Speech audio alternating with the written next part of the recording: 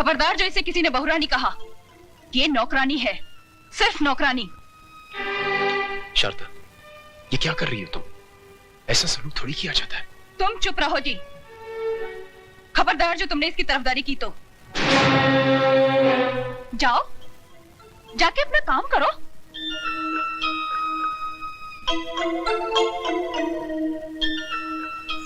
ए, मैंने तुझसे क्या कहा, सुना नहीं क्या?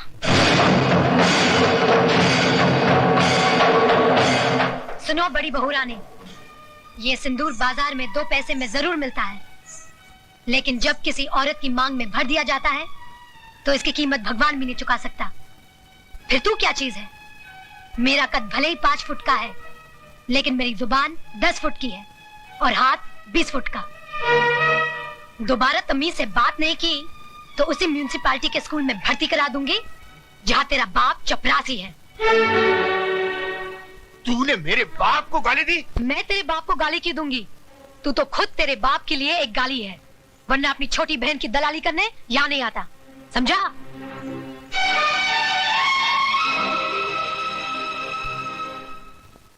अयो स्वामी, आज खुशी का दिन है, फिर आपका बैटरी काय को डाउन है?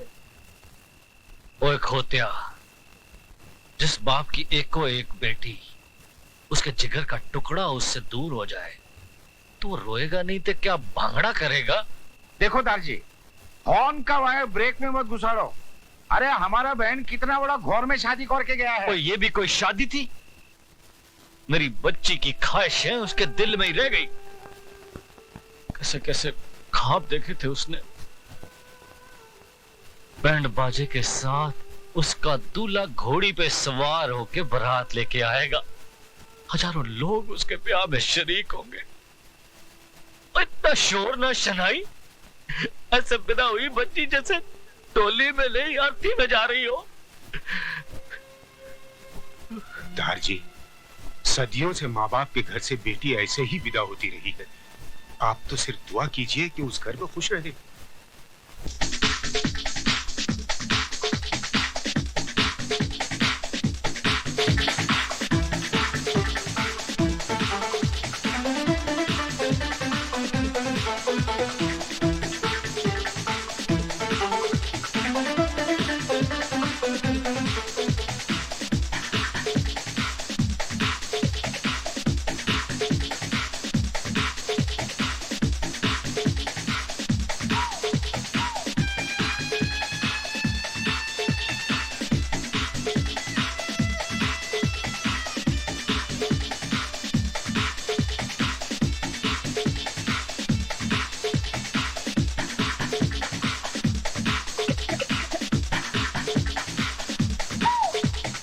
यार राज, महफिल में सभी हैं, सिर्फ वही नहीं है जिनके लिए महफिल सजी है। सुरेश, जूतों को पैरों में पहना जाता है, सर पर नहीं रखा जाता। अच्छा राज, हम चलते हैं, रात काफी हो गई है, फिर तुम्हारी सुहागरात भी है। हमारा शेर सुहागरात नहीं, सुहाग दिन मनाता है। और वो तो ये कब का मना चुका है, ये बात सारी दुनिया जानती है।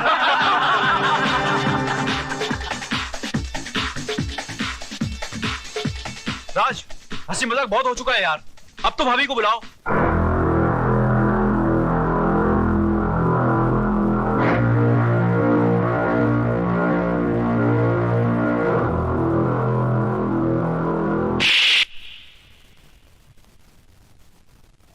दोबारा उस 2 टके की लौंडिया को अगर भाभी कहा तो जान से मार दूंगा। कानून ने उसे बाजार से खरीद कर सिंदूर और मंगलसूत्र तो दे दिया, मगर वो मेरे शरीर को, मेरी आत्मा को कभी हासिल नहीं कर पाएगी। Do you understand? Yes, I am sorry.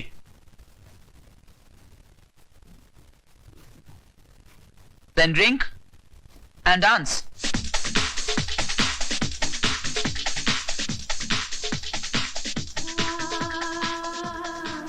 तुम्हारा अधिकार तो मैंने तुम्हें दिला दिया, लेकिन एक बात याद रखना, इस दुनिया में हक कभी मांगने से नहीं मिलता, छीनना पड़ता है।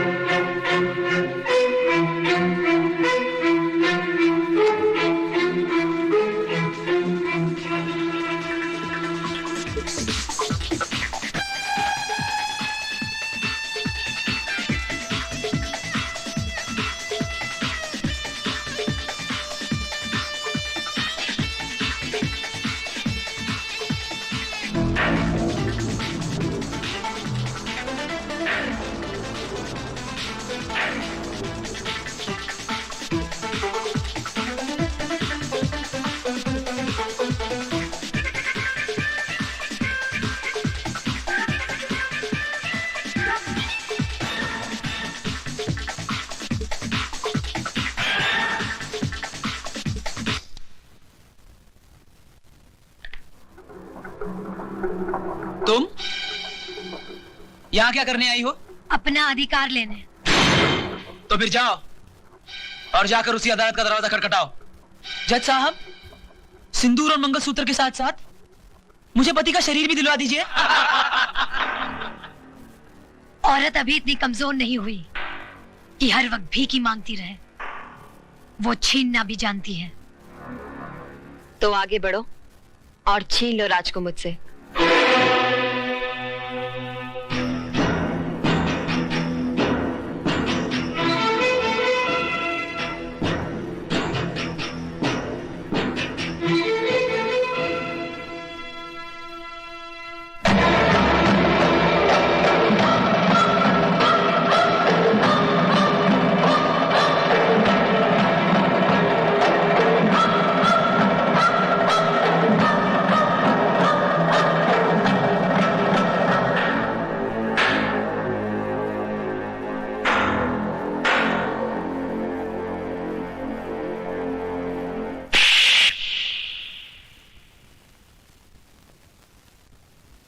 क्यों?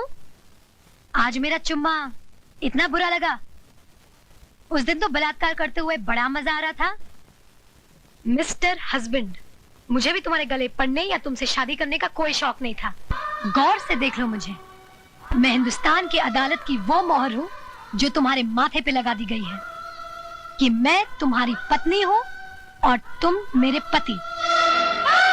जब तक मेरी मांग में सिंदूर और गले में मंगलसूत्र है, दुनिया तो क्या, भगवान भी तुम्हें मुझसे अलग नहीं कर सकता।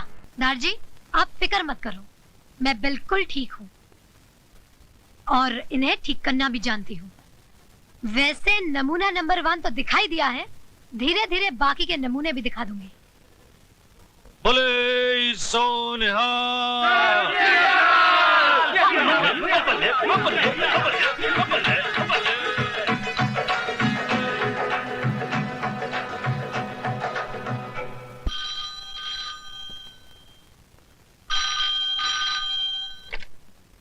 हेलो बहू, बाबूजी, नमस्ते। उस कचरे के डिब्बे को घर से बाहर फेंका गया कि नहीं? जी जी।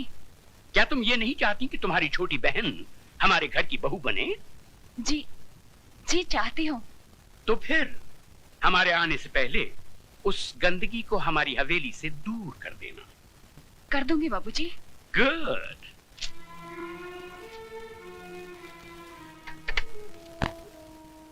किसका फोन था दीदी? ससुर जी का।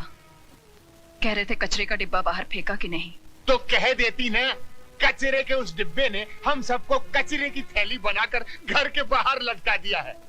भैया, तुम्हारे चिल्लाने से वो घर से बाहर नहीं चली जाएगी। सिस्टर डार्लिंग, तुमने सोचा था पुरानी हिंदी फिल्मों की तरह तुम उस पर जुल्म करोगी, उसको भूखा मारोगी, नौकरों की तरह बर्तन मंजवाओगी, जिससे घबराकर वो घर छोड़कर चली जाए। आजकल का जमाना बदल गया है। आजकल की लड़कियां मीना कुमारी की तरह आंसू नहीं बहाती, श्रीदेवी की तरह चाकू चलाती। चाकू। वो श्रीदेवी बने या माधुरी दीक्षित, मैंने उसका तेल नहीं निकाला तो मेरा नाम शारदा देवी नहीं। ओ सिस्टर डार्लिंग, ऐसी गलती हरगिज मत करना, वरना वो सरदार आगे से तलवार डालेगा और इंस्पेक्टर पीछे से डंडा। तो क्या करें? हाथ पर हाथ धरकर बैठ जाएं? कह दें कि माला जी हम हार गए, आप जीत गई। भैया, मैंने जब से होश संभाला है राज से प्यार किया है और मेरे जीते जी कोई राज को मुझसे छीन नहीं सकता। तो माला को हराने की बजाय राज को जीतने की कोशिश करो, क्योंकि राज भले ही तुमसे प्यार न करता हो, लेकिन माला से नफरत जरूर करता है। और इसी बात का फायदा उठाकर बरस पड़ो उस पर, गिरफ्तार कर लो उसको अपनी मोहब्बत में।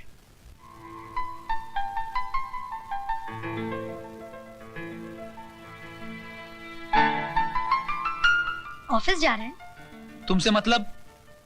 मतलब तो है, मैं आपकी बीवी जो हूँ। मैं नहीं मानता तुम्हें अपनी बीवी। मानेंगे, आप भी मानेंगे।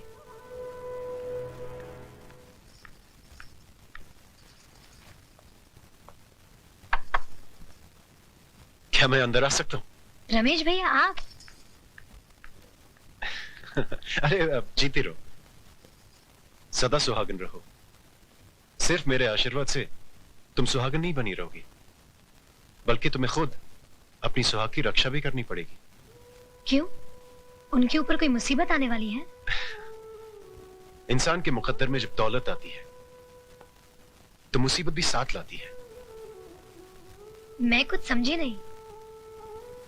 शराब और जुए के नर्क से आदमी को वापस लाया जा सकता है, लेकिन अगर मर्द किसी दूसरी औरत के पल्लू से बन जाए तो उसे सिंदूर और मंगलसूत्र भी वापस नहीं ला पाएंगे।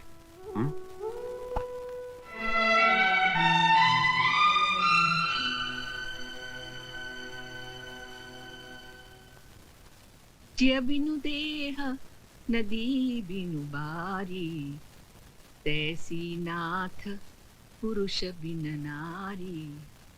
माता सीता कहती है, जिस तरह जीवन के बिना शरीर है और पानी के बिना नदी है, ठीक उसी तरह पुरुष के बिना नारी का जीवन है।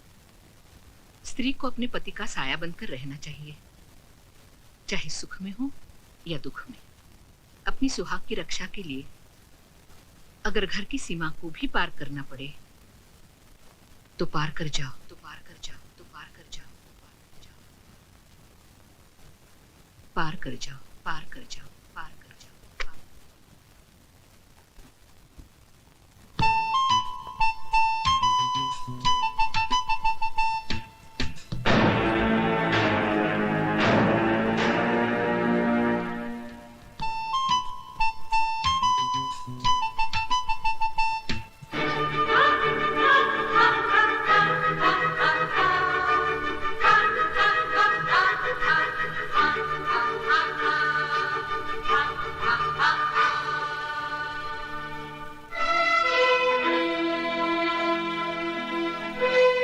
तुमको इतनी भी तमीज नहीं है कि बिना इजाजत किसी के यहाँ नहीं जाना चाहिए? तुम सिखाओगी मुझे तमीज? तमीज होती तो मेरे मर्द की बाहों में एक बाजारू औरत की तरह ना पड़ी होती। You bitch! ये अंग्रेजी गाली अपने पास ही रखना। हिंदी में एक गाली सुना दी तो सारा खानदान कब्र से बाहर आ जाएगा।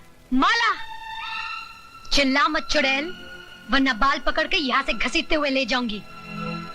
एक बात सुनती जाओ, जिस समय बहुत गर्मी है तो अपने बाप से कह देना, एक सांड ढूंढ के ला देगा।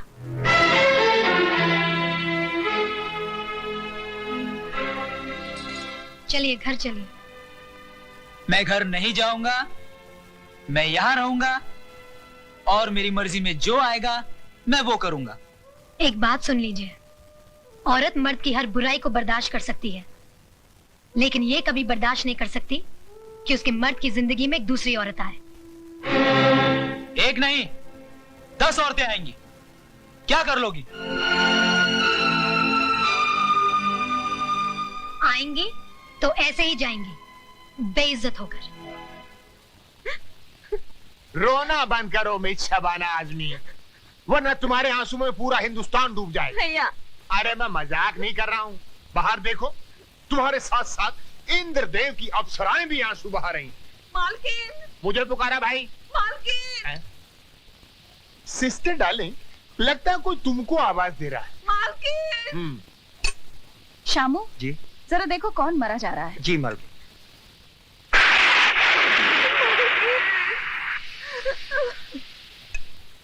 मालकिन, नीचे कौशल्या आई है। फिक्र मत करो साहब, तुम्हारी दहलीज पर पैर तो क्या, उस पर थूकूंगी भी नहीं। शामू उसे ऊपर लेकर आओ। मालकिन, मालकिन, मेरे पोते को बचाइए, बुखार आ गया है इसे, बेचारा बेहोश हो गया है। यहाँ क्यों लाई है इसे? ये क्या सरकारी अस्पताल है? मालकिन, इसे अस्पताल दाखिल करना है, मुझे 500 रुपए दे दीजिए, इसकी जान बच जाएगी। क्या समझ कर आई है यहाँ? सरकारी खजाना पड़ा है। मालकिन, हमारे माँ बाप तो आप ही हैं, आपका दरवाजा नहीं खटखटाएंगे तो और कहाँ जाएंगे? क्यों इतनी जल्दी भूल गई? तूने ही तो कहा था कि आपके दरवाजे पर कभी थूकने भी नहीं आऊंगी। भूल हो गई थी मालकिन। हर भूल की सजा है। मैं तेरे इस बच्चे की जान बचा लूंगी, अगर तू मेरी चौखट पर थूक कर चाटेगी तो